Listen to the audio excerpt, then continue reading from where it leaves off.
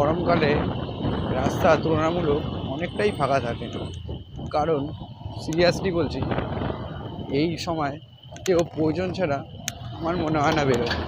আর mainly এটা দুপুর 12টা থেকে বেলা 2:30 অবধি বা 3টে অবধি, কেন যা গরম তাতে বেরোনো খুব ডিফিকাল্ট। আমি তো এই লাইনে 6-7 বছর ধরে আছি, তো আমাকে রাস্তায় ঘুরে ঘুরে কাজ করতে হয়, জানি কষ্টটা কেমন। শুধু আমি জানি না, এরকম অনেক প্রচুর মানুষ রাস্তায় বেরিয়ে কাজ করে, তারাও জানে। তো একটাই বলবো কথা, যখনই বেরোবে ব্যাগে করে জলের বোতল, ওআরএস, গ্লুকন ডি সবসময় নিয়ে রাখবে। দরকার পড়লে এটাকে ইউজ করবে। জানি হয় না সময় সেভাবে, তাও এটা করা উচিত। কেন শরীর থাকলে টাকা আসবে, শরীর না থাকলে কিন্তু টাকা আসবে। তুমি একদিন কষ্ট করবে, 2 দিন ঘরে থাকবে পড়ে শুয়ে অসুস্থ হয়ে, তখন তোমায় খেয়ে দেবে। তো সেক্ষেত্রেই বলবো সবসময় এটা মেনটেন করা ভালো। আর যদি রাস্তার পাশে একটু পুরো ছাওয়া দেখা যায়, গাছের ছায়া, মনে হয় স্বর্গ দেখে নিয়েছি। 5 মিনিট দাঁড়াই, গাড়িটা যাবে কি যাবে না প্ল্যান করছে। এই বড় বড় প্রাইভেট কারগুলো আসলে এরই সমস্যা, তারই একটা গাড়ি আছে আর কারোর গাড়ি নেই।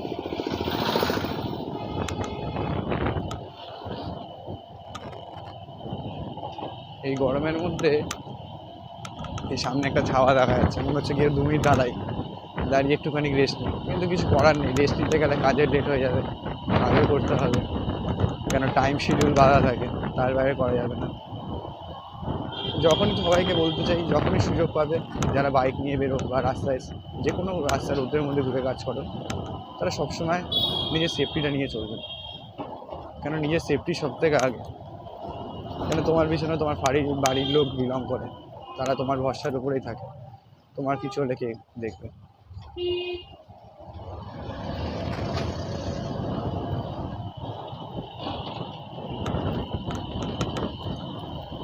এই রাস্তাটা সিধা চলে যাচ্ছে রাজারহাট।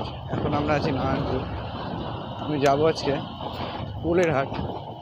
তো যাওয়ার আগে একটু জাস্ট তোমাদের সাথে ডিসকাস করলাম গরম নিয়ে। এটা করা আমার মনে হলো প্রয়োজন, তোমাদের সাথে আলোচনা করি।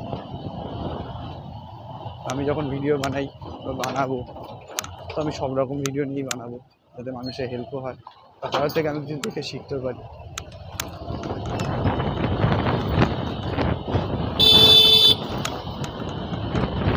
এটা হচ্ছে নারায়ণপুর বাজার। এই বাজারের সময় ঈদের দিন যেরকম বাঙালিরা, হিন্দুরা তাদের সাপোর্ট করেছিল জল দিয়ে, সেরকম রামনবমীর দিনও এই রাস্তাতে মহামারানরা তারাও জল বিতরণ করেছিল। এটা খুব সুন্দর দৃশ্য। মানুষ এই জাত নিয়ে ভেদাভেদ করে, কিন্তু এই সব জায়গায় আসলে বোঝা যায় এখানে কোনো জাত নিয়ে ভেদাভেদের জায়গা নেই। সবাই সবার সাথে আগলে থাকে ভাই ভাইয়ের মতন।